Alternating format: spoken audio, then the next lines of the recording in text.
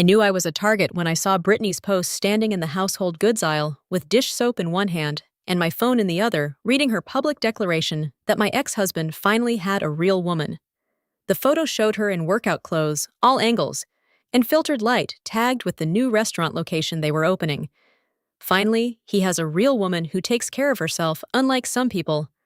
I read it twice, looked at the 47 likes, recognized his mother's name, his business partner, the hostess from Location 2, who'd watched Britney flirt with Derek while I was still his wife. I could have written paragraphs, could have listed every unpaid hour I worked in those restaurants, every system I built, every crisis I managed while he took credit. That I liked her post, left a comment with 3 words that looked like friendly agreement, but would trigger the clause buried in my divorce settlement. Check the books. Then I called Derek's sister Jennifer and said it was time to destroy them both. Jennifer answered on the first ring. I saw the post. Did you see my comment? Check the books. She laughed sharp and quick. You're actually doing it. The 4th location puts them over the threshold. My attorney confirmed it last week. I put the dish soap in my cart and moved toward the checkout. They hit 32% growth. The clause activates. Mom's going to lose her mind when she finds out Britney's been cooking the numbers. We don't know that yet, I said, but we both did. Jennifer had suspected for months. Small things that didn't add up. Employee complaints that got dismissed. Profit margins that looked too good given the expansion costs. The audit will find whatever's there. When are you filing tomorrow morning? Settlement enforcement. Business valuation dispute. Request for forensic accounting. It'll take them completely by surprise. Jennifer was quiet for a moment. You know this is going to get ugly. It's been ugly since Derek brought her to Christmas dinner while our divorce was still being finalized. I got in line behind a woman with 2 screaming toddlers. I'm done being the one who stays quiet to keep the peace. Good. I'll start putting together my presentation for the board meeting. Once your audit request goes through, Dad will have to call an emergency session. That's when I hit them with everything. We hung up. I paid for my stuff, drove home to my apartment that was smaller than the house I'd lived in, but entirely mine, and opened my laptop. The divorce settlement was saved in a folder labeled Legal Documents. I'd read it so many times I had sections memorized, but I went to page 47 anyway. Subsection 12, paragraph 3. In the event that Morrison Family Restaurants LLC experiences a valuation increase exceeding 30% within 36 months of the finalization of this divorce decree, the plaintiff shall be entitled to compensation reflecting her 8 years of unpaid labor contribution to said business calculated as 15% of growth value beyond the 30% threshold, with full rights to request independent forensic accounting to verify valuation claims. My attorney Patricia Harmon had fought for that clause like it was the only thing that mattered. Derek's lawyer had barely glanced at it. They were so focused on keeping me from getting part of his salary, so convinced the restaurants would stay stable at their current 3 locations, that they didn't see the trap. Patricia had looked at the business plan Derek stupidly left open on his laptop one night, saw the expansion timeline, and built the clause around what she knew was coming. They're going to grow, she told me in her office 9 months ago. Men like Derek always do. It's not about success, it's about ego. And when they do, you're going to own a piece of that growth because you earned it. I'd worked at Morrison Family Restaurants from the month Derek and I got married. His father, Richard Morrison, owned 2 locations when we met. Casual dining, locally famous, the kind of place that survived on reputation and regulars. Richard ran them like it was still 1985. Paper schedules, cash register systems that jammed inventory tracked in spiral notebooks.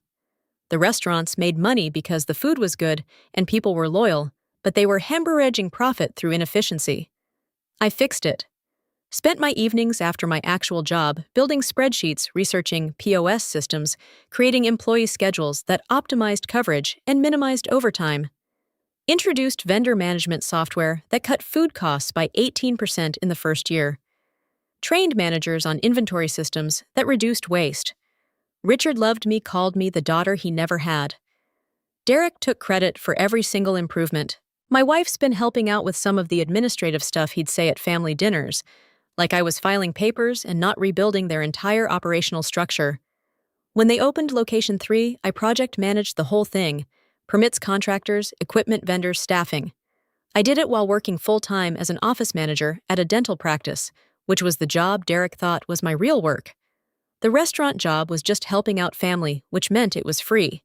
Richard paid Derek a salary of $90,000 a year to be operations director. Jennifer, who had an MBA from Chapel Hill and actually understood restaurant finance, made $65,000 as assistant manager and got excluded from every major decision. I made nothing and did the work that made expansion possible. Then Derek hired Britney as a hostess at Location 2. She was 24, recently graduated from community college with some kind of hospitality certificate, all blonde highlights and practiced smiles. I watched him flirt with her for 3 months before I said anything. Watched her flirt back. When I finally confronted him, he told me I was insecure and jealous, and maybe if I took better care of myself, he wouldn't notice other women. 6 months later, he moved out. Said he needed space to figure out what he wanted. I found out from his mother that he was living with Britney 2 weeks after that. The divorce took 11 months because Richard kept trying to mediate, kept insisting we were just going through a rough patch, kept pretending his son hadn't blown up our marriage for someone barely old enough to rent a car. Patricia made sure the settlement reflected reality, even if Richard's family never would. The notification on my phone pulled me back. Britney had deleted her post. I checked the timestamp. 6 hours after my comment, I opened Facebook and confirmed. The whole thing was gone. Her profile was suddenly private. She'd blocked me. Too late. I already had screenshots. So did Jennifer. So did 3 other people I'd quietly stayed friendly with who understood exactly what Britney's post was really saying. I sent the screenshots to Patricia with a message. Filing the valuation claim tomorrow. She just made it personal. Patricia responded in minutes. Already drafted. I'll have it filed by 10. How aggressive do you want the accounting request, full forensic? Every transaction for the past 3 years. That's going to be expensive. I have the money. The divorce settlement had been decent on the asset split. Once Patricia proved how much unpaid work I'd done, I'd walked away with enough to live comfortably while I figured out what came next. Spending some of it to audit Derek's precious family business felt like an excellent investment. I'll include a request for expedited processing. Given the settlement terms, we should get approval fast. I spent the rest of the evening going through old files. Every email I'd sent about restaurant operations, every spreadsheet I'd built, every vendor contract I'd negotiated. I had documentation of 8 years of work, thousands of hours of unpaid labor, all organized in folders on my laptop, because I'd always been the one who kept records. Derek used to make fun of me for it. You keep everything he'd say watching me file emails. It's just restaurant stuff, not the nuclear codes. Turns out documentation matters when you're proving your case in court. Patricia had loved my files, built the entire unpaid labor argument around them. The next morning, I was drinking coffee when my phone rang. It's filed. Court accepted the expedited request.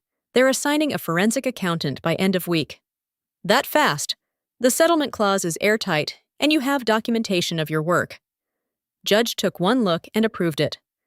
Derek's going to get notification today. Good. Meredith, you need to prepare for this to get nasty. Richard's going to try to protect the business. Derek's going to claim you're being vindictive.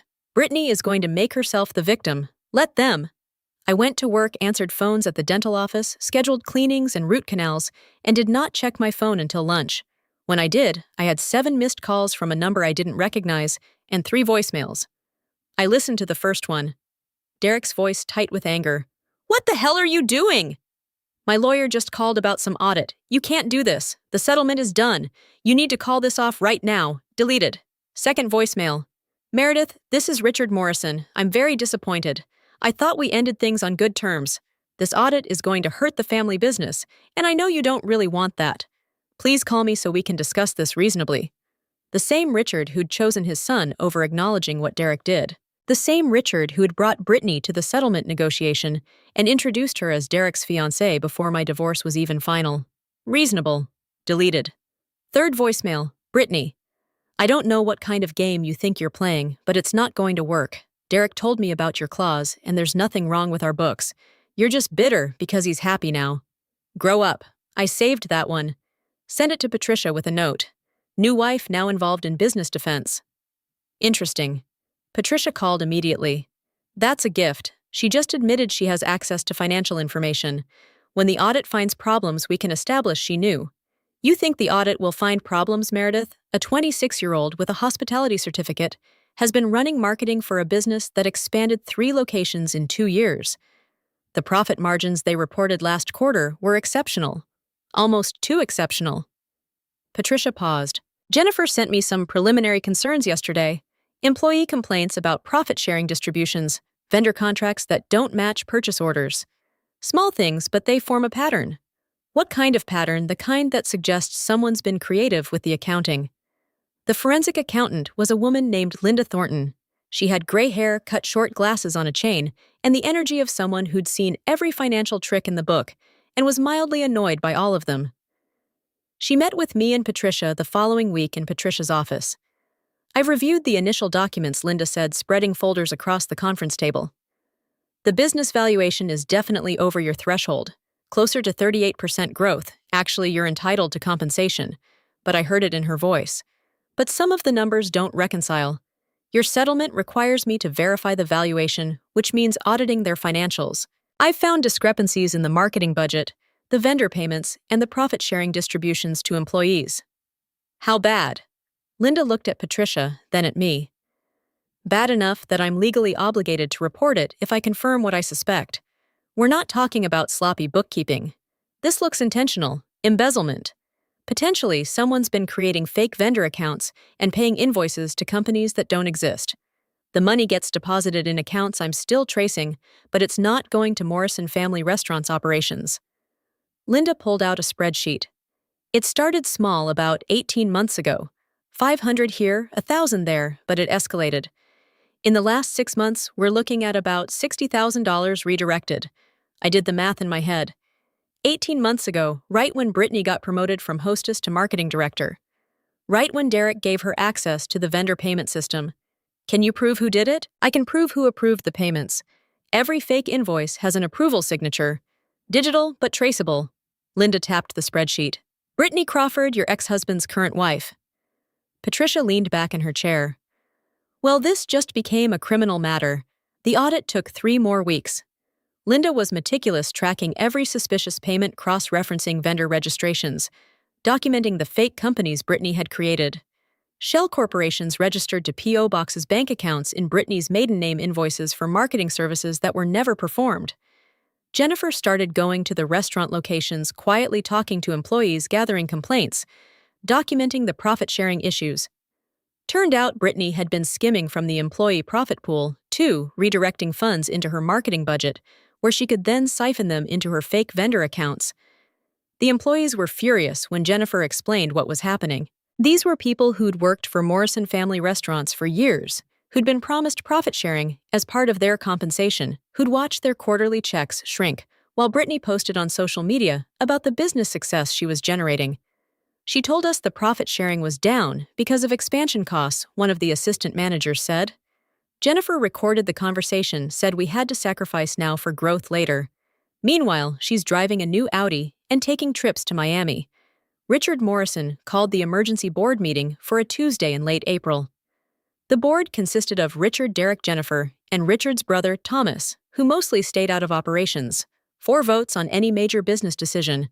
Patricia and Linda attended as my representatives. I wasn't technically invited, but the settlement clause gave me the right to present findings related to business valuation. Richard couldn't exclude me without violating the court order. I wore the navy suit I'd bought for job interviews I hadn't needed yet. Walked into the meeting room at Location 1, the original restaurant where I'd spent hundreds of hours building systems and solving problems. Derek was already there, sitting next to his father. He looked thinner than I remembered, stressed. Britney sat behind him, not at the table, but close enough to matter. She glared at me when I walked in.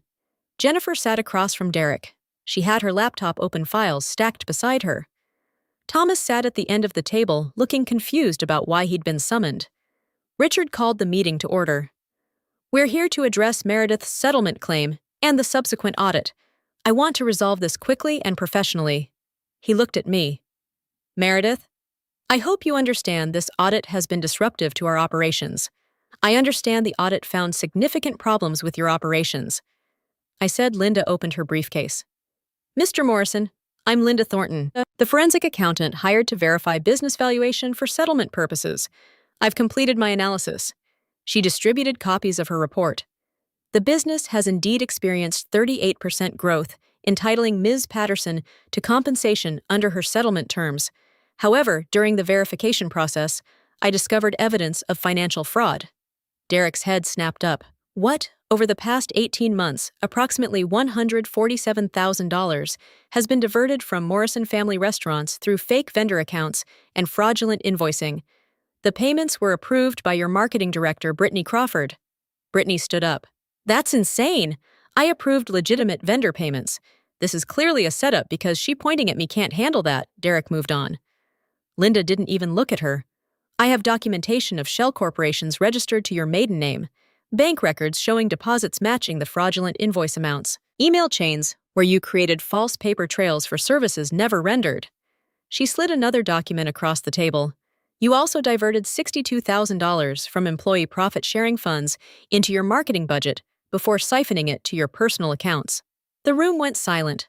Richard was staring at the report like it was written in a foreign language. Thomas was reading with his mouth slightly open. Derek was looking at Britney, something dawning in his expression. Jennifer spoke for the first time. I've also been conducting internal review at Dad's request. She hadn't, but Richard didn't correct her. I have written complaints from 14 employees about profit-sharing discrepancies. They were told expansion costs reduced their distributions. That was a lie. Britney stole their money. I didn't steal anything. Britney's voice was shaking now, the confidence cracking. Those were legitimate business expenses. Marketing, consulting, social media management, brand development from companies that don't exist, Linda said. Registered to addresses that are P.O. boxes with bank accounts in your name. Derek finally spoke. Britney, what is she talking about? It's a misunderstanding. I can explain the payments. Your ex-wife is twisting everything because she wants to destroy us. I want compensation for my unpaid labor. I said quietly. The embezzlement is just what the audit found along the way. Richard looked at his son. Did you know about this? Of course not. Dad, I would never. This is Britney handles the marketing budget, but I review everything I would have noticed. You approved several of the invoices yourself, Linda said, checking her notes. Not the majority, but enough to establish knowledge. Whether you knew they were fraudulent is a different question. The meeting deteriorated from there. Britney insisted it was all a misunderstanding, that she could provide documentation, that I was orchestrating a vendetta. Derek kept saying he had no idea that he trusted Britney to handle her department, that obviously something went wrong, but it wasn't intentional. Richard looked like he'd aged 10 years in 10 minutes. Jennifer let them spiral for 20 minutes before she made her move. Dad, we need to address the criminal aspect. This isn't just bad bookkeeping fraud. We have to report it. We're not calling the police on family, Richard said. Britney isn't family, Jennifer said. And if we don't report it, we become complicit. The employees whose money she stole deserve justice. Our business reputation is at stake. Thomas, who'd been silent, finally spoke. Jennifer's right. If this gets out, and we covered it up, we're finished. Every vendor, every supplier, every employee is going to wonder what else we're hiding. It won't get out if we handle it internally. Derek said, we can fire Britney, pay back the money, restructure the systems. With what money? Jennifer pulled out another document. We're leveraged from the 4th location. The cash flow problems we've been having. This is why she's been bleeding us dry while making the numbers look good enough to justify expansion we couldn't actually afford. Richard looked at the report again. How bad is it? Bad enough that without immediate capital infusion, we're going to start missing vendor payments in about 6 weeks. Jennifer said the growth was fake. Britney was cooking the books to hide the theft and make herself look successful. We're about to collapse. Derek turned to Britney. Tell me this isn't true. She didn't answer, just gathered her purse and walked out. The door slammed behind her. The silence that followed was profound. Richard looked at me, and for the first time I saw something like recognition. You knew. I knew the growth numbers looked unsustainable. I suspected the books were wrong. The audit proved it. And you decided to destroy us. I decided to get what I was legally owed. What happened after that was your son's choice in who to trust. Patricia stood. Mr. Morrison, you have 3 options. Report the fraud to the police and cooperate with investigation. Attempt to handle it privately and face potential conspiracy charges when it inevitably comes out. Or pay Miss Patterson her settlement claim immediately, along with damages for the time and expense of uncovering fraud. You should have caught yourself and let her decide whether to report. That's extortion. That's business. You hired a thief. You gave her access to your finances. You're liable for what she did. Miss Patterson is offering you a chance to make this right before it becomes public." Richard looked at Derek. "This is your mess. Dad, I didn't know. How could I have known? Because you were thinking with the wrong part of your anatomy instead of using your brain." Just like always, Richard stood. "Board will vote on terminating Britney Crawford effective immediately. Jennifer, you're now operations director. Derek, you're on leave pending investigation of your involvement. You can't be serious. You brought a criminal into my business and gave her the keys to the finances. I'm deadly serious." Richard looked at me. "Your settlement claim will be paid in full within 30 days. I assume that resolves your interest in our internal matters." "Not quite," I said. "I'm also filing a separate claim for the employees whose profit sharing was stolen. They're entitled to restitution. That's not your concern. It is if you want me to stay quiet about how long this went on while I was still married to your son and working here unpaid. How many people need to know that Derek's new wife was embezzling while you were all telling me I should be grateful for the opportunity to help family?" Richard's jaw tightened. "The employees will be compensated fully. You have my word." The board voted. Britney was terminated. Derek was suspended. Jennifer was promoted, and I was owed $230,000 paid within the month. Britney was arrested 6 weeks later. Turned out when I filed my own police report about the embezzlement providing Linda's full audit as evidence, the DA got very interested, especially when the employee complaints came in, especially when they discovered she'd also been filing fraudulent tax documents to hide the stolen money. Derek tried to claim he was a victim too, that Britney had manipulated him, that he had no idea. The DA didn't buy it. He wasn't charged criminally, but the civil suits from the employees named him as a defendant. Richard settled those two, quietly paying out of his personal funds to protect the business. The fourth location never opened. Morrison Family Restaurants restructured, brought in outside management, and slowly recovered. Jennifer ran it with the efficiency and intelligence she should have been allowed to use from the beginning. Richard retired a year later, sold his majority stake to a regional restaurant group, and split the proceeds between Jennifer and Thomas. Derek got nothing. The marriage to Britney imploded before the trial dissolved in restraining orders and accusations. Last I heard, he was managing a corporate chain restaurant in Charlotte, living in a one-bedroom apartment, and paying child support to a girlfriend who left when the money dried up. Britney served 18 months. Got out on good behavior. Last I saw, works at a call center and isn't allowed to handle money in any professional capacity. I took my settlement money and bought a small cafe in Asheville. Nothing fancy, just good coffee and pastries and a quiet space. I hired well-paid fairly and built something that was entirely mine. Jennifer comes to visit sometimes. We laugh about the fact that my 3-word Facebook comment triggered the destruction of everything Derek thought he'd built. "Check the books," she said last time she was here, shaking her head. "That's all it took. That's all it ever takes." I said, "People who steal always leave trails. You just have to know when to look." The cafe is doing well. Better than well. I might open a second location next year, but only if the numbers actually support it. Only if I build it the right way. I never did respond to Britney's post with anything else. Didn't need to. Those 3 words did exactly what I intended. Made her paranoid enough to spiral. Confident enough to think she was untouchable, and visible enough that when everything fell apart, everyone knew why. Sometimes revenge isn't about burning it all down yourself. Sometimes it's about lighting a match and watching them realize they built everything on gasoline. This story of patient, calculated justice made your heart race. Hit that like button right now. Subscribe for more tales of people who played the long game and won completely.